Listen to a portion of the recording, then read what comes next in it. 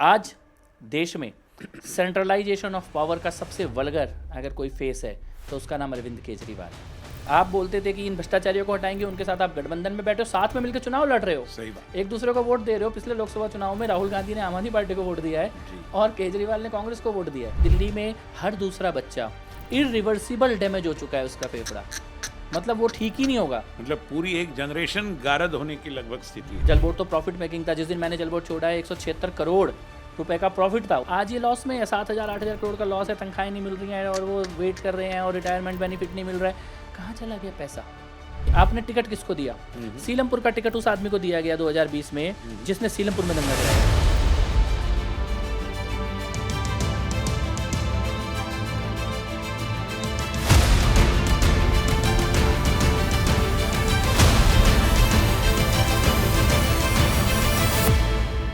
नमस्कार, मैं विनय सहस्रबुद्धे अपनी दिल्ली अपनी बात इस पॉडकास्ट मालिका में फिर एक बार सभी दर्शकों का हार्दिक स्वागत करता हूं। और जैसे कि हम जानते हैं कि अपनी दिल्ली अपनी बात से हम मतदाताओं को सही क्या है, गलत क्या है, तथ्य क्या है, छलावा क्या है, इनके बारे में एक आकलन देने की कोशिश कर रहे हैं। इसी क्रम में आज हमारे साथ बात करने के लिए आए हैं जिनको पूरी दिल्ली एक जुझारू नेता के रूप में जानती है। अपनी युवा अवस्था से, छात्र जीवन से जो सक्रिय रहे, ऐसे दिल्ली के एक प्रमुख राजनीतिक नेता जो भारतीय जनता पार्टी के भी एक प्रमुख नेता है, श्रीमान कपिल मिश्रा जी। कपिल जी, बहुत बहुत स्वागत है आपका। Thanks for taking out time. और कपिल जी का जिनको पृष्ठभूमि के बारे में आकलन है वो सब जानते हैं कि कपिल जी मुख्य रूप में एक छात्र नेता के रूप में उभरे। सोशल वर्क के छात्र रहे Delhi school of social work में। और उन दिनों में जब ये महज मतलब कुछ 28-30 साल के होंगे, जो एक इंडिया अगेंस्ट करप्शन का बहुत बड़ा आंदोलन एक दृष्टि से उभर कर आया और देश की पूरी जनता भी एक दृष्टि से उसके साथ जुड़ गई। अन्ना हजारे जी जैसे कई मान्यवर उसमें थे और यकायक एक अरविंद केजरीवाल नाम का व्यक्ति आया जिसने उसको एक दृष्टि से ताबे में लिया। बाद में कई लोग उसका सहारा छोड़कर निकल गए जब उनका तथ्य ध्यान में आया। तो उस स्थिति से लेकर मैं कहूँगा कि एक फाउंडर मेंबर के रूप में आम आदमी पार्टी के इंडिया अगेंस्ट करप्शन के कपिल जी जाने जाते हैं। तो मैं आपको ये पूछना चाहता हूँ कपिल जी कि आप एक छात्र जीवन में युवा नेता के रूप में इंडिया अगेंस्ट करप्शन, आम आदमी पार्टी के साथ जुड़ गए, धीरे और प्रमुख भूमिकाओं का आपके ऊपर एक दायित्व आ गया। आप विधायक बने, मंत्री भी बने और फिर 2017 में आपको ध्यान में आया कि ये गलत चल रहा है और आप उस दल को त्याग कर भारतीय जनता पार्टी में आए। इस यात्रा के बारे में ज़रा फिर एक बार उजागर करिए ना, दर्शक थोड़ा इतिहास में जाकर भी झांक कर भी देखना चाहेंगे। सबसे पहले तो बहुत बहुत आभार। ये सौभाग्य की बात है कि आपका सानिध्य मिल रहा है, आपसे बात हो रही है और हम सभी दिल्ली वालों का भी सौभाग्य है कि आप दिल्ली के विषय पर इस प्रकार का संवाद कर रहे हैं। आपकी जो गहन समझ है उसके साथ कई ऐसी बातें भी सामने आएंगी जो शायद छूट गई हों, तो आपको मैं बहुत आभारी, एक दिल्ली वाले होने के नाते आपका आभार व्यक्त करता हूं कि हम भी अभी दिल्ली वाले ही बन गए हैं पूरी तरह से। हम तो देख ही रहे, लेकिन ये समझ आपके माध्यम से समाज तक पहुँचे। जहाँ तक इंडिया अगेंस्ट करप्शन और आम आदमी पार्टी की बात है, तो मेरे को तो हमें बचपन में एक कहानी पढ़ी थी जी, वो बाबा खड़क सिंह की जी। तो वो अपने घोड़े पे जा रहे थे, तो रास्ते में एक डाकू जो है वो भिखारी बन के सड़क पे लेटा हुआ था। तो उन्होंने सोचा कि इसकी मदद करनी चाहिए, ये बहुत ही असहाय और वो कह रहा मेरी मदद करो। तो उन्होंने उसे घोड़े पे बैठाया, लेकिन जैसे ही वो घोड़े पे बैठा तो उसने तुरंत अपना असली रूप दिखाया, उनको घोड़े से नीचे गिराया और घोड़ा लेके भागा। तो जब वो घोड़ा लेके भागा तो उन्होंने कहा तू घोड़ा तो ले जा, लेकिन ये किसी को बताइयो मत कि तूने धोखा दे के घोड़ा लिया है। तो लोग किसी भी असहाय की, जरूरतमंद की मदद ही नहीं करेंगे। क्या बात है। तो दिल्ली के साथ यही काम अरविंद केजरीवाल ने। वेरी वेल सेड, सही बात है। वो ये कह के आए मैं व्यवस्था बदलूंगा, मैं डिसेंट्रलाइजेशन ऑफ पावर की बात करी, स्वराज की बात करी, जनता से पूछ के काम करने की बात करी, भ्रष्टाचार से लड़ने की बात करी, वैकल्पिक राजनीति की। आज देश में सेंट्रलाइजेशन ऑफ पावर का सबसे वल्गर अगर कोई फेस है तो उसका नाम अरविंद केजरीवाल है। प्रिसाइजली। तो वो जो पूरा जन आंदोलन हुआ इंडिया अगेंस्ट करप्शन, उससे पहले का मैं आपको एक छोटा सा बैकग्राउंड देता हूँ। तब मैं DU में पढ़ा हूँ, Delhi school of social work से पढ़ा हूँ। कॉमनवेल्थ गेम्स के खिलाफ सबसे पहला आंदोलन हमने शुरू किया था, और मैंने एक किताब भी लिखी थी, इट्स कॉमन वर्सेस वेल्थ। और यमुना रिवर बेड के ऊपर गेम्स विलेज बन रहा था, उसका प्रोटेस्ट किया। तब तक इंडिया अगेंस्ट करप्शन नहीं था। दिल्ली की विधानसभा में शीला दीक्षित के सामने घुसकर मैंने प्रोटेस्ट किया और अरेस्ट हुआ। तो हम लोगों को ये लगा कि ये भ्रष्टाचार से तो मुक्ति चाहिए, और एक बड़ा आंदोलन खड़ा हुआ इंडिया अगेंस्ट करप्शन, वो सब कुछ हुआ। फिर आम आदमी पार्टी आई, चुनाव लड़े। लेकिन जो पार्टी ये कहती थी, इसका एक और एग्जांपल मैं आपको देता हूँ और मुझे लगता है वो दर्शक उससे रिलेट भी करेंगे। कॉन्स्टिट्यूशन क्लब था, आम आदमी पार्टी के बनने की घोषणा की जा रही थी। मंच पर सामने केजरीवाल, सिसोदिया सब थे, और मंच के बिल्कुल सामने नीचे जो लोग बैठते हैं उनमें से एक मैं भी बैठा था जी। और वहाँ पर घोषणा की गई, 51 नेताओं की लिस्ट जारी की गई कि देश की राजनीति में ये 51 भ्रष्ट नेता हैं। अच्छा, इन 51 नेताओं को राजनीति से हटाने के लिए ही आम आदमी पार्टी की स्थापना की जा रही है। मतलब वही आरोप करने वाले वही जज बन गए। हाँ, और वो लिस्ट में शरद पवार जी का नाम था, सोनिया गांधी का नाम था, राहुल गांधी का नाम था, मुलायम सिंह का नाम था, अखिलेश का नाम था, ये अपने DMK करुणानिधि, ये सबके नाम थे। तो इनको हटाने के लिए आम आदमी पार्टी का निर्माण किया जा रहा है, ऐसी घोषणा की गई। और फिर सरकार बनने के बाद एक दिन वो भी था जब हमने देखा कि वही 51 नेता मंच पे खड़े हैं, उन्हीं के बीच में छोटू हमारा दिल्ली का ये भी खड़ा हुआ है। और तो ये क्या था? आप मतलब आप जिसको हटाने के लिए आए थे उसी के साथ खड़े हो गए। जी। और अगर पिछले हफ्ते का एग्जाम्पल देखें तो अरविंद केजरीवाल शरद पवार के घर जा रहे हैं और कह रहे हैं कि कांग्रेस मुझ पर आरोप लगा रही है। तो शरद पवार पे तो आपने ही आरोप लगाया था देश का सबसे भ्रष्टाचारी नेता होने का, कांग्रेस के ऊपर। तो ये जो पूरा, कई लोग मुझसे पूछते हैं कि कपिल मिश्रा तुम बदल क्यों गए, तो मैं ये कहता हूँ मैं तो वहीं खड़ा हूँ। बदले तो ये है, मैं तो शीला के भ्रष्टाचार से भी लड़ रहा था, तो फिर शीला ने कोई हमारी भैंस थोड़ी छुड़ाई थी।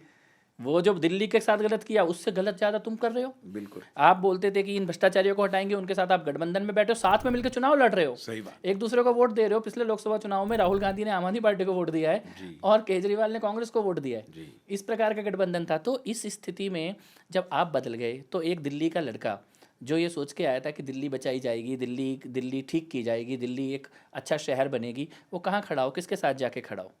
ये वो सब मैंने सरकार में रहते हुए अपनी आंखों के सामने देखा। भ्रष्टाचार देखा, भाई भतीजावाद देखा। सत्येंद्र जैन की सगी बेटी को मंत्रालय के अंदर अधिकारी नियुक्त कर दिया गया, उसका विरोध किया मैंने। सही बात। मैंने कहा कि आप मंत्री की बेटी को अगर मंत्रालय में अधिकारी नियुक्त कर देंगे तो इससे बड़ा भाई भतीजावाद क्या है? हम इससे ही तो लड़ने के लिए आए थे। तो एक के बाद एक ऐसी कई घटनाएं हुई, उसके अभी डिटेल में भी हम लोग जाएंगे। उसके बाद ये समझ में आ गया कि ये तो डाकू है, ये तो लूट के लेके जा रहे हैं दिल्ली को। और आज दिल्ली की जो दुर्दशा है, जो दुर्गति है, तो कहीं ना कहीं उस विष बेल के लगते समय खाद पानी देने का पाप हमसे भी हुआ है। जी। तो इसीलिए उसको उखाड़ने का धर्म भी हमारा है, कर्तव्य है। बहुत बढ़िया। मतलब आपको इस बात के लिए साधुवाद देना चाहिए कि न केवल पछतावा है मगर भरपाई करने की भी आपकी भूमिका है कि चलो ऊपर वाला माफ नहीं करेगा। सही बात है। मगर मुझे एक बताइए, आपने कहा कि कई बार आप अंदरूनी संघर्ष भी करते रहे, तो उस पर समय इनका रुझान क्या होता था? मतलब जब आप तथ्य सामने रख रहे हैं कि देखो ऐसा हम नहीं कर सकते, ये भाई भतीजावाद है, तो हाउ डिड ही रिएक्ट? नहीं, वो हर चीज़ को अंडर द कारपेट ब्रश करे, क्योंकि ये बात धीरे धीरे समझ में आ गई कि एक छोटी कोटरी है, वो छोटी कोटरी भ्रष्टाचार भी कर रही है, कमीशन भी खा रही है, रिश्वतखोरी कर रही है, और बाहर के सब कार्यकर्ताओं के लिए बहुत बड़ी बड़ी बातें हैं। हम देश बदल देंगे, हम व्यवस्था बदलेंगे, हम ईमानदारी सरकार चलाएंगे, लेकिन वो जो कोटरी है वो आपस में हर तरह का पाप कर रही है।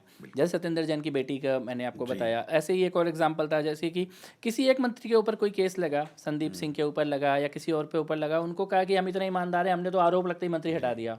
लेकिन जब मनीष पे लगा, सत्येंद्र पे लगा और खुद पे लगा, तो जेल जाने तक भी इस्तीफा नहीं देंगे। तो यानी कि अपनी छोटा एक कोटरी वो हाईजैक करे पूरे आंदोलन को, वही सरकार, प्रशासन, भ्रष्टाचार उसके ऊपर कब्जा करे, और बाकी लोगों को बड़ा बड़ा लंबा भाषण दिया जाए व्यवस्था परिवर्तन का, ईमानदारी का, उस तरह की चीज़ें देखी। जैसे एक घटना दिल्ली में, जब मैं मंत्री बना, मेरे को वाटर का डिपार्टमेंट दिया गया, जल बोर्ड। ये कौन से वर्ष की बात है? 2015 की। तो मैंने इसमें ये बात बोली कि मेरे को ये था कि हम तो शीला दीक्षित के भ्रष्टाचारों की जांच करने के लिए आए हैं, और जब शीला दीक्षित के भ्रष्टाचारों की जांच करनी है तो हमने तो अपनी सभाओं में बोला कि PWD में, कॉमनवेल्थ में, बसों में घोटाला हुआ, बसों की लाइटें महंगी लगी, सड़कें महंगी बनी, पानी में टैंकर का माफिया चल रहा है। तो मैंने दिल्ली जल बोर्ड के अंदर एक internal investigation departmental inquiry tanker के ऊपर इसको बोला कि इसकी एक रिपोर्ट बना के दी जाए मेरे को, और लगभग 1 महीने के अंदर वो रिपोर्ट मेरी टेबल पे आ गई। वो रिपोर्ट ये कहती थी कि टैंकर का लगभग 400 करोड़ रुपए का स्कैम है।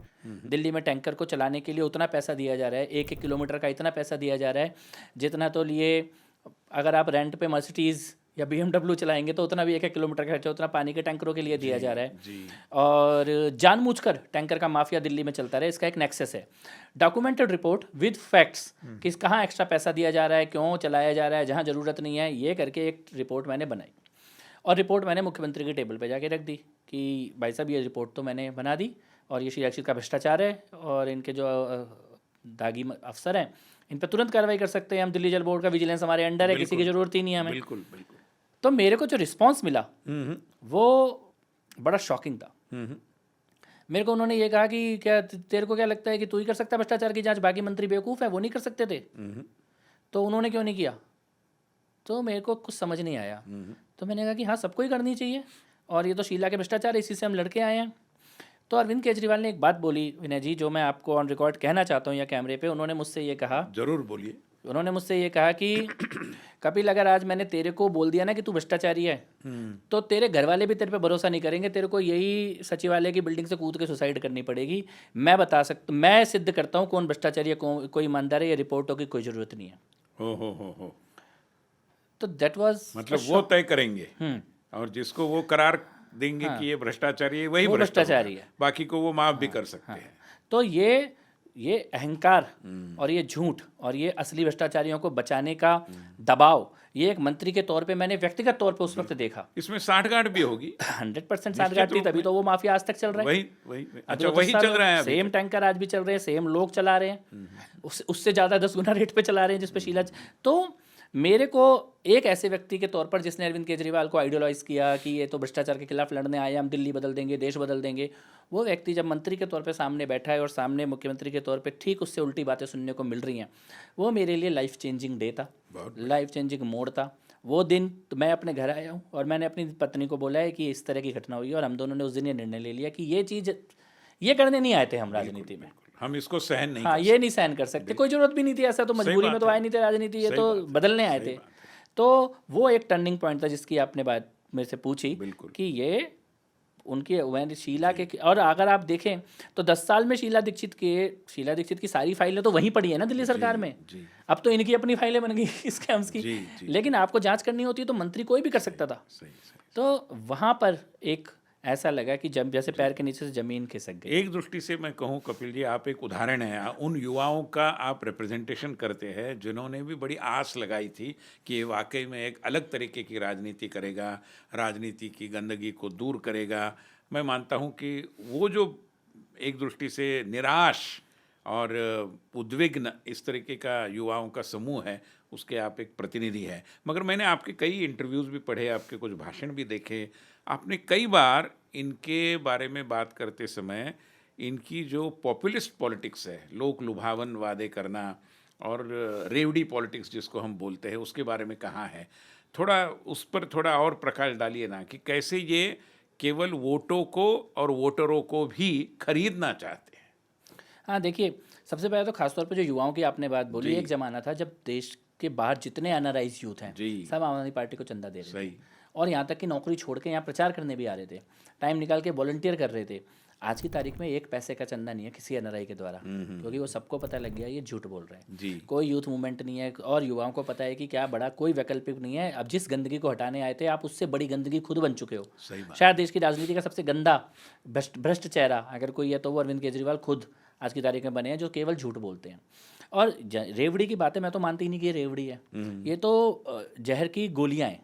क्यों? क्योंकि देखिए, पानी मुफ्त देना रेवड़ी हो सकती है, लेकिन गंदा पानी देना जो वो तो मुफ्त नहीं हुआ।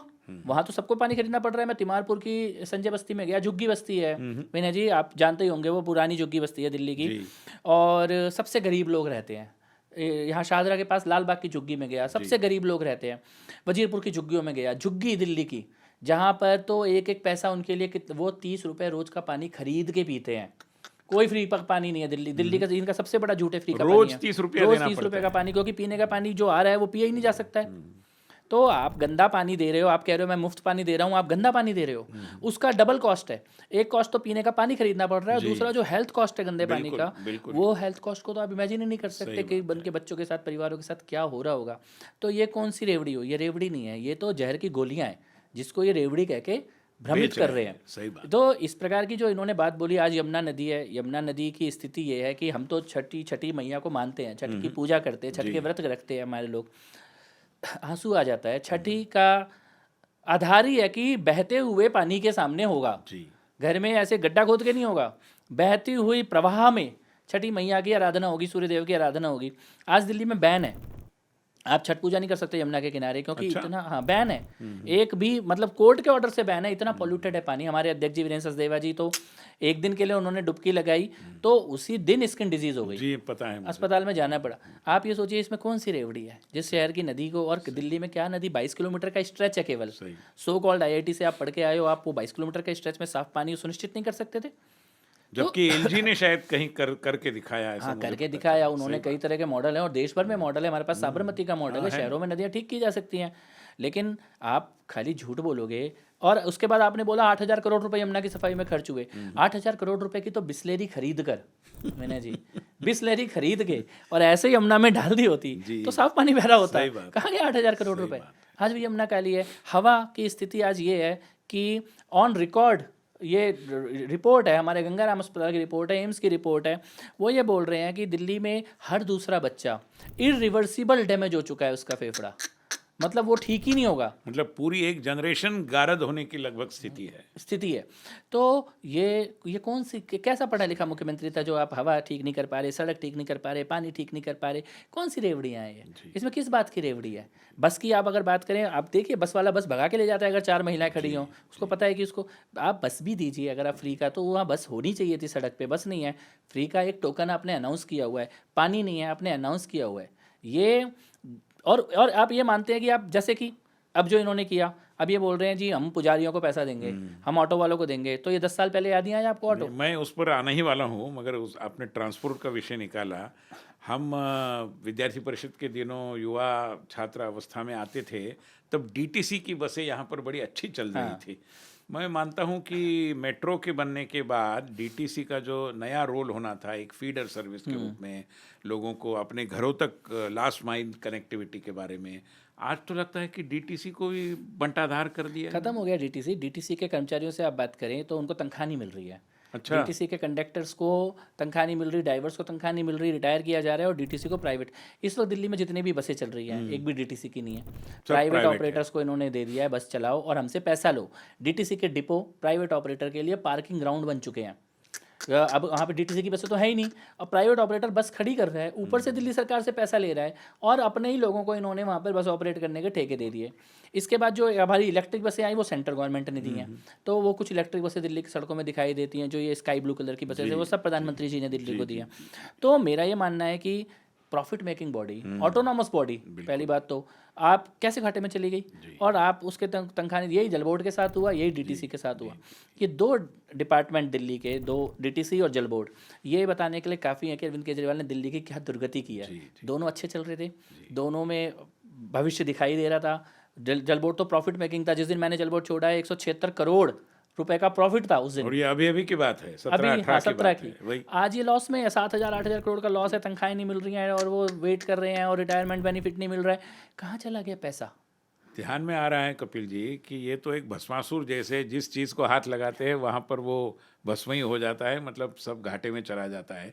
मगर आपने एक बात उस समय भी कही थी, और आप 2017 में यहाँ मतलब त्याग कर यहाँ पर आए, BJP में भी आ गए, उसके बाद वाला जो इतिहास है इनका, विशेष रूप में जो CAA का आंदोलन हुआ, जिस पर तरीके के दंगे फसाद दिल्ली ने देखे, उसमें भी इन्होंने वोट बैंक की पॉलिटिक्स करते हुए अपराधियों को बचाने में कोई कसर नहीं छोड़ी, ऐसा भी आपने एक बार कहा था। जरा वो थोड़ा स्पष्टता से बताइए। देखिए इन्होंने क्या किया, पहले तो इन्होंने जिसकी भी पीठ में रीढ़ है और मुंह पे जुबान है, और जो भ्रष्टाचार के खिलाफ बोलेगा, पहले तो एक एक करके पहले इनसे छुट्टी पाओ। अच्छा। तो ये कुमार विश्वास जी से छुट्टी पाओ, तो ऐसे छोटे मोटे कार्यकर्ताओं में हम जैसे लोगों से भी छुट्टी पाओ करके इन्होंने, प्रशांत भूषण जी, हाँ, सब लोगों को छुट्टी करके के खाली वो रहे तो केजरीवाल हाँ बोले तो हाँ, और ना बोले तो ना तक रहे। इसके बाद इन्होंने जो ये खेल है, जैसे कि जब मैं आम आदमी पार्टी में था मंत्री के तौर पे, महबूबा मुफ्ती मेरे सामने थी यहीं प्रगति मैदान में, जम्मू कश्मीर की सीएम, और मैं दिल्ली का टूरिज्म मिनिस्टर। मैंने उनसे, महबूबा मुफ्ती से ऑन रिकॉर्ड बोला कि भाई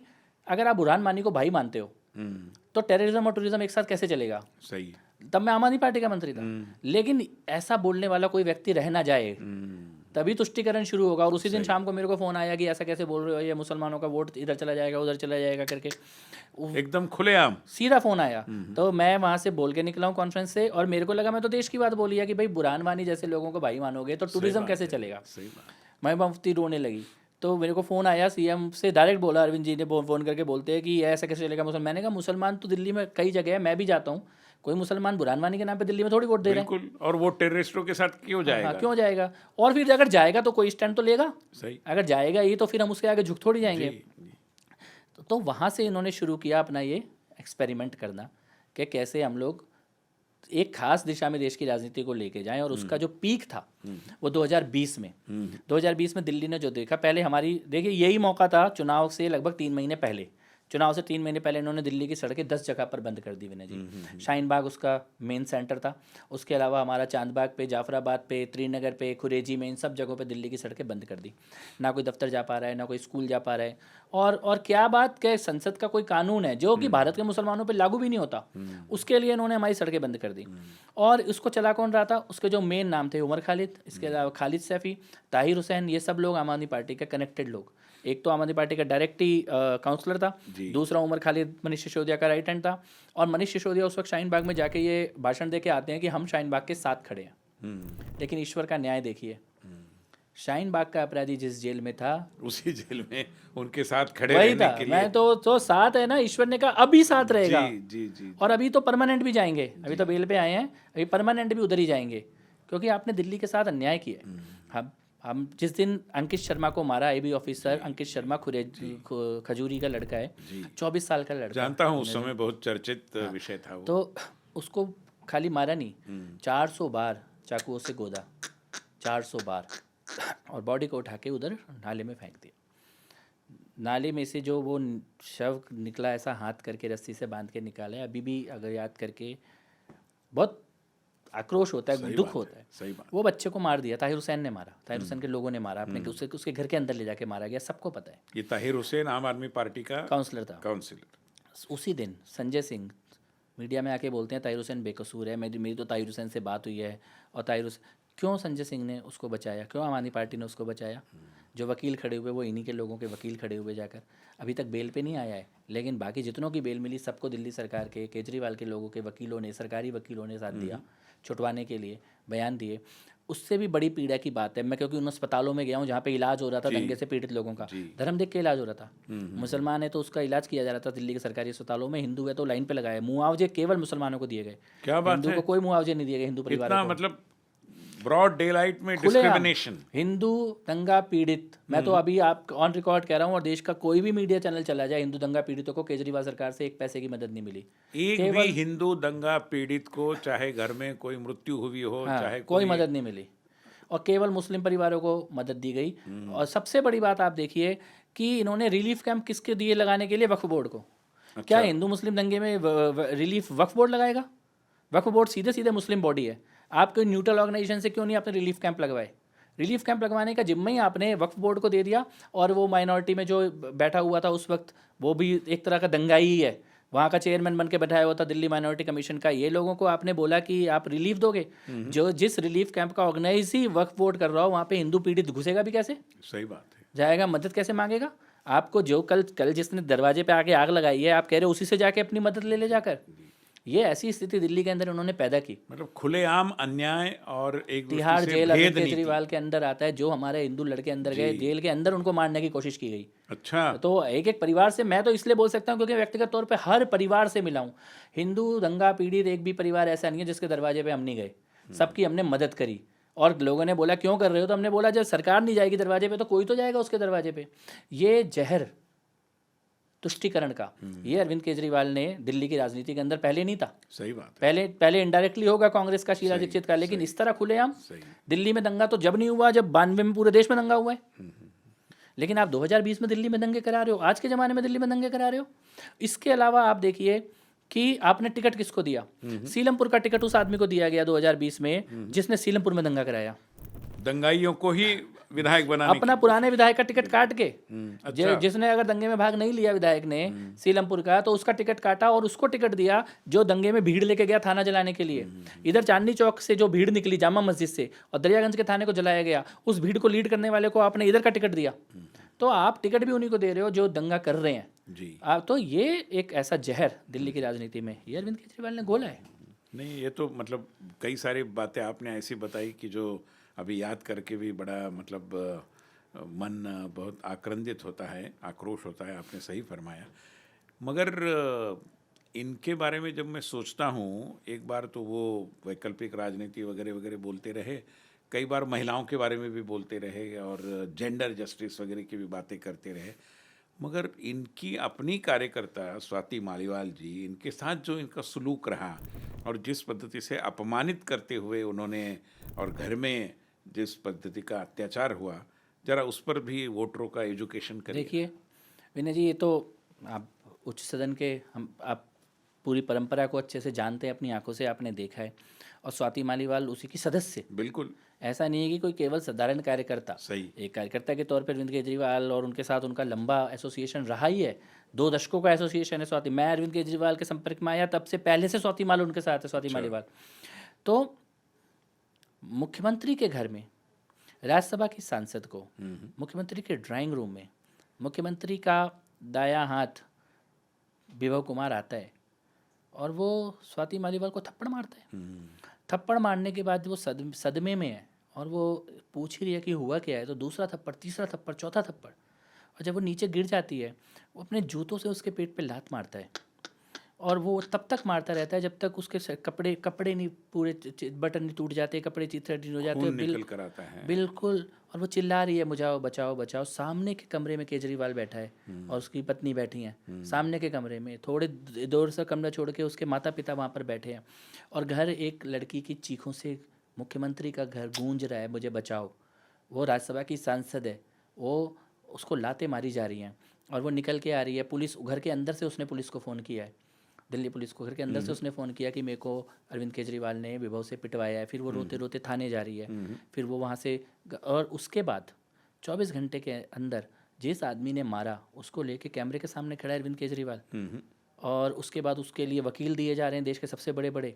और जिस दिन विभव कुमार जमानत पे निकल के बाहर आता है, उस दिन सुनीता केजरीवाल फ़ोटो डाल के विभव कुमार की ट्वीट करती है, सुकून भरा दिन।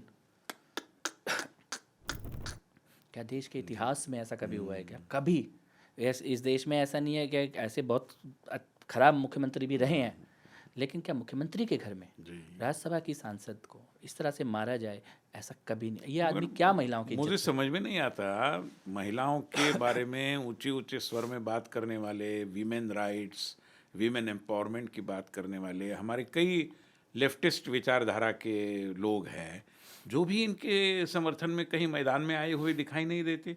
तो ये जो अनार्की फैलाने वाली जो एक पूरा कुनबा है एक दृष्टि से, क्या अरविंद केजरीवाल पूरे तरीके से उनको मिल गए? वो वही है, वही है। ही इज नक्सल।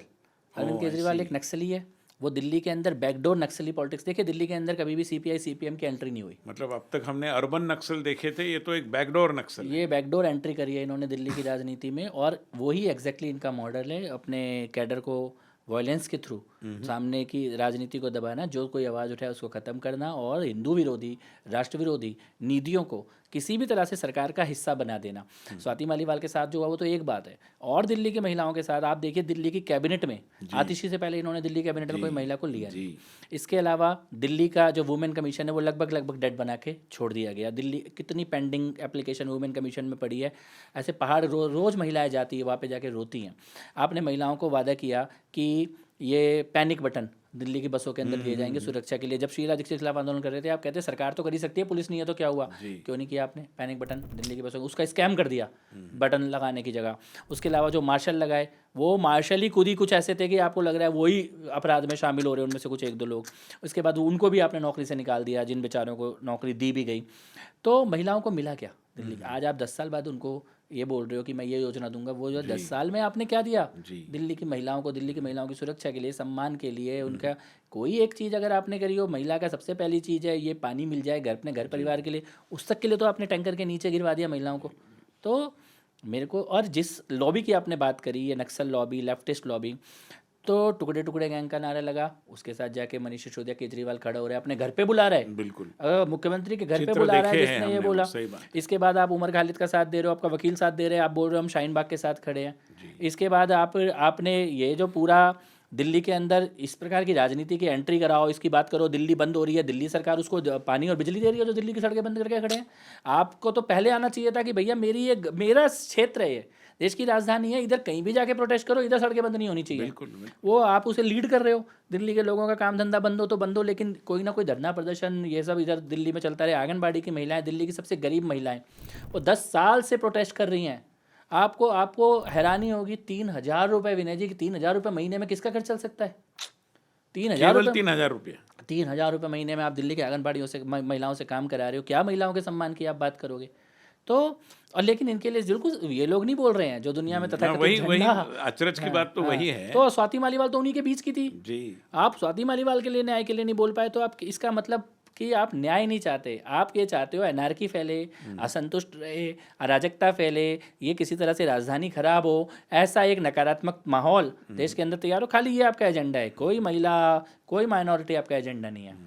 नहीं, ये तो, और आपने निकटता से उनको देखा है इतना, इसके कारण आपके पास ऐसे बहुत प्रसंग आपके आंखों के सामने आ रहे होंगे। मुझे जिज्ञासा इस बात की है कि ये जनतंत्र के नाम से संगठन चलाते रहे और उसी के नाम से उन्होंने लोगों को गुमराह करके सत्ता को संपादन किया, आज भी उसी तैयारी में लगे हुए हैं।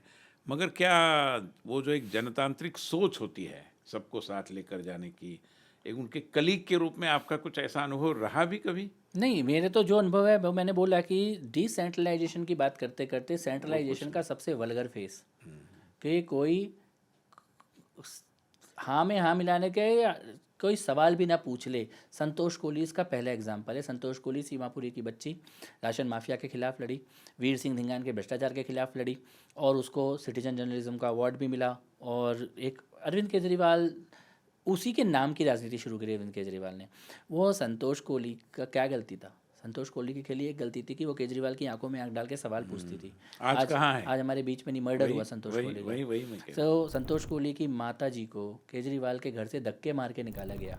संतोष कोहली की माता जी को बोला इस घर के अंदर तेरे आने की जगह नहीं है। मैंने प्रोटेस्ट किया जब मैं सरकार में था, आम आदमी पार्टी की, कि राज्यसभा भेजना है तो संतोष कोहली की माता जी को भेजो। बिल्कुल, वो सबसे, और केजरीवाल के घर के सामने बैठा मैं जाके प्रोटेस्ट में, आम आदमी पार्टी का मेंबर होते हुए, अच्छा, कि राज्यसभा भेजना है तो संतोष कोहली की माँ जाएगी राज्यसभा, जिसने बलिदान दिया है पार्टी के लिए, उसको घर के अंदर घुसने नहीं दिया। और बाद में पता लगा कि ये बोली लग रही है राज्यसभा की टिकटों की, वो बेचा जा रहा है राज्यसभा की टिकटों को। तो कोई गले में नाग पहन के बैठने वाला कोई वो बंदा वो जा रहा है, वो खुद ही बोल रहा है तो मैंने तो इतने रुपए दिए तो मैं राज्यसभा पहुंच गया। दूसरा बोल रहा है मैंने इतने रुपए दिए मैं राज्यसभा पहुंच गया। एजुकेशन माफिया से लड़ने की बात करते हो, एजुकेशन के बड़े बड़े जो यूनिवर्सिटी के, प्राइवेट यूनिवर्सिटी के मालिक है वो राज्यसभा पहुंच गए। तो ये तो सबने अपनी आंखों से देखा। इस प्रकार का बोला कुछ और किया उसका ठीक उल्टा। और दिल्ली के साथ इतना बड़ा छल पहले कभी नहीं हुआ है। हिपोक्रेसी का एकदम जीता सफेद जागता झूठ, उदाहरण है। सफेद झूठ की दुकान है अरविंद सही केजरीवाल। बात है।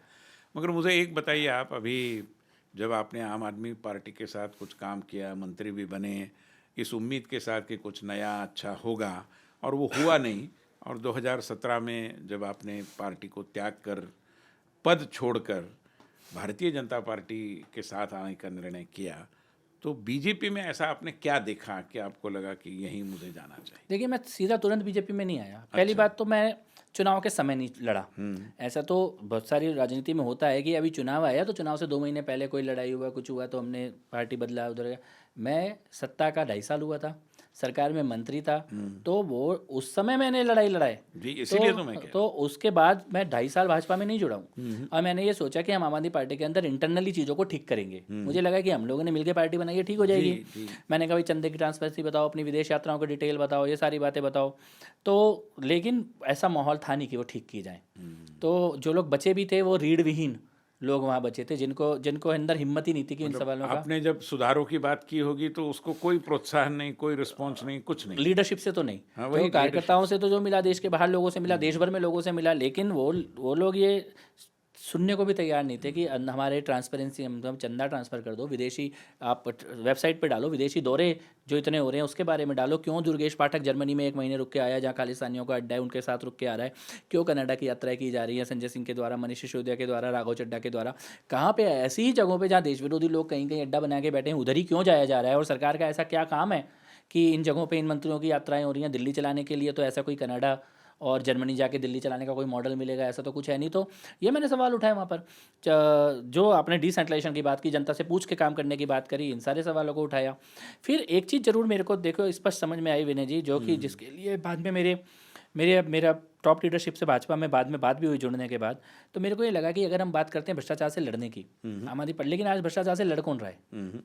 असली में भ्रष्टाचार से कौन लड़ रहा है? हम हमेशा सोचते थे कि ईडी, सीबीआई, ये एजेंसियां इतनी पावरफुल हों कि बड़े बड़े मगरमच्छों के घरों में जाके छापे मारे। वो कब हो रहा है? वो मोदी जी की सरकार में हो रहा है। क्यों केजरीवाल के अंडर में तो हर डिपार्टमेंट का विजिलेंस है, वो तो कभी नहीं हुआ। तो जब हम बोलते थे कि हमारा देश जो है ये एक सुपर पावर बनेगा दुनिया में, ये किसके अंडर में हो रहा है? सबके साथ मिलके ये सबका लिए योजना आए, लास्ट में भ्रष्टाचार का सबसे बड़ा खत्म करने का है कि ऊपर से जो पैसा गया नीचे पूरा का पूरा पहुंचा। ये सबसे, ये कौन डिलीवर कर रहा है? प्रधानमंत्री जी, वो किसान के खाते में जाना है तो पूरा का पूरा उसके खाते में जा रहा है, एक पैसा इधर से कौन तो ये सब देख के मेरे को ये लगा कि अगर आप राजनीति में हैं और मोदी जी के साथ नहीं है तो कहीं ना कहीं आप अपने साथ और अपने आने वाली पीढ़ियों के साथ छल कर रहे हैं। बिल्कुल। फिर आप बड़ी बड़ी बातें तो कर सकते हैं, लेकिन ये देश किस दिशा में जा रहा है?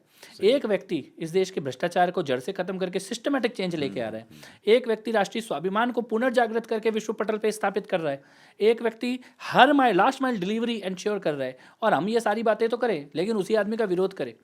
और बल्कि मैंने तो, क्योंकि आम आदमी पार्टी में रहते हुए बहुत सारे स्तरों पर विरोध किया भी था, वो उसकी क्षमा मांगते हुए मैंने भारतीय जनता पार्टी से चली। क्योंकि मेरा आज भी मेरा ये मानना है, अगर आप चाहते हो भ्रष्टाचार खत्म हो, अगर आप चाहते हो देश डेवलपमेंट हो, भारत का सिर ऊंचा उठे, तो ये इन सारी चीज़ों पे के बाद अगर आप मोदी जी के साथ नहीं खड़े हो तो आप अपनी आत्मा के साथ ही छल कर रहे हो। बहुत बढ़िया, बहुत बढ़िया, बहुत ठीक कहा। मैं थोड़ा इसी को और आगे ले जाकर एक अंतिम सवाल पूछूंगा आपको, क्योंकि ये जो हमारा पॉडकास्ट का सारा प्रयास है उसका नाम है अपनी दिल्ली अपनी बात, मगर उसको जोड़कर हम कह रहे हैं कि अपनी समझ, अपनी सोच, अपने विचार और अपना वोट। तो अभी जब वोटरों को जाना ही है कुछ दिनों में और एक बटन प्रेस करना है और दिल्ली का अगला मुख्यमंत्री कौन होगा ये तय करना है, तो आप अपने अनुभवों की जो पूरी पूंजी आपके पास है, दोनों आम आदमी पार्टी और बीजेपी में आए हुए अभी आपको कुछ साल हो गए, तो इन सारे अनुभवों के आधार पर आप वोटरों को क्या अपील करेंगे? देखिए, मैं तो केवल इतना कहना चाहूँगा, एक दिल्ली वाला होने के नाते, सारी राजनीति साइड में रखते हैं, पार्टी साइड में रखते हैं, पार्टी पॉलिटिक्स साइड में रखते हैं, एक चीज़ बड़ा सिंपल है भाई। सपोज करो 15 फरवरी को दिल्ली में सरकार बनी, 16 फरवरी को वो सरकार उठ के क्या मोदी जी को गाली देने लगे, एलजी को गाली देने लगे, फिर बोले मैं तो कुछ काम ही नहीं कर सकता, मेरे को कोई काम नहीं करने दे रहा। क्या ऐसी दिल्ली चाहिए और 5 साल? यह ऐसी दिल्ली चाहिए कि भैया चलो अब आगे बढ़े। ये शहर का छोटा छोटा प्रॉब्लम है। देखो हमारा प्रॉब्लम क्या है, हमारा कोई बहुत बड़ी प्रॉब्लम नहीं है, बेसिक प्रॉब्लम है मेरी सड़कें टूटी हुई हैं। सड़कें कौन ठीक करेगा? मेरे को ऐसा व्यक्ति नहीं चाहिए जो सुबह उठ के बोले जो एलजी ने सड़क नहीं बनानी थी। शीश महल बन सकता है, सड़क क्यों नहीं बन सकती? मेरी सड़क बनी होनी चाहिए, मेरे घर में पानी साफ़ आना चाहिए, मेरा यमुना नदी साफ़ होनी चाहिए, छठी मैया की पूजा का अधिकार होना चाहिए, मेरा बच्चा सांस लेगा तो अस्पताल नहीं जाएगा, ये भरोसा होना चाहिए, मेरे आंखों में आंसू नहीं आना चाहिए कि मेरे बुढ़े माँ बाप है, अभी ठंड पड़ गई है और तो पॉल्यूशन आ रहा है, इनको कहाँ लेके जाऊँ, ऐसा मेरे मन में दर्द नहीं होना चाहिए। ऐसी दिल्ली बेसिक, ये दिल्ली हमारा अधिकार है, हम ये डिज़र्व करते हैं, उसके लिए वोट दो। आँख मूंद के ये सोच के वोट दो कि पानी साफ़ आए, सड़क अच्छी हो, यमुना साफ़ हो, हवा मेरी सांस लेने लायक हो, ये सोच के खाली 4 चीज़ों पे आंख मूंद के दिल्ली की माता, बहन, बेटी, भाई, ये सोच के भी आप जाके वोट दो। उधर ईवीएम पे आपको कमल के अलावा कुछ दिखेगा ही नहीं, बिल्कुल, क्योंकि और कहीं कुछ डिलीवर नहीं हुआ। मेरा ये मानना है शहर को वापस पटरी पे लाने की ज़रूरत है। ये सब झूठ से आज़ादी की ज़रूरत है। रोज़ सुबह उठ के गाली दो, रोज़ सुबह रोज़ का चिक चिक चिक चिक चिक चिक चिक चिक, ये लड़ाइयाँ ख़त्म। ऐसा मोदी जी के पास एक विजन है देश के लिए विनय जी, वो विजन मैं ये कहता हूँ जिस व्यक्ति ने इतना कुछ दुनिया भर में कर रहा है, क्या उनके मन में पीड़ा नहीं होती होगी कि मेरी राजधानी में दुनिया में सबसे सुंदर बनाऊंगा? बिल्कुल बिल्कुल। खाली एक ही तो बाधा है ना, ये बाधा आपके दूर कर दो। ऐसे व्यक्ति के हाथ में दिल्ली दे दो, वो मोदी जी जो कहे वो कर दे, वंडरफुल, खत्म। सारे प्रॉब्लम का एक ही सॉल्यूशन है। बढ़िया। जितना दो टूक और स्पष्टता से आपने कहा है, मुझे लगता है कि आपके कहने का सारांश अगर कुछ है तो यही है कि मोदी जी का विजन यही अब दिल्ली के वोटरों का मिशन Yes, बनना चाहिए। बिल्कुल। मैं मानता हूं कि ये अपील आपका वोटरों तक पहुंचाते हुए हम आपके प्रति आभार व्यक्त करते हैं, आपको धन्यवाद देते हैं और मानते हैं कि आप आने वाले भविष्य में भी और अधिक प्रभावी भूमिका में हमें निश्चित रूप में नजर आएंगे। बहुत बहुत धन्यवाद। बहुत बहुत